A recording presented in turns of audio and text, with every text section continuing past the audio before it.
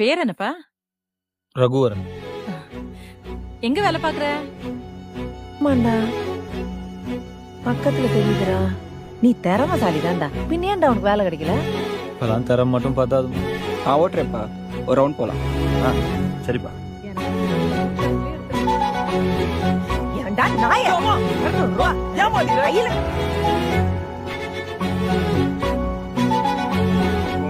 ஒரு நாள் நீ போய் எடுக்க மாட்டியாடா?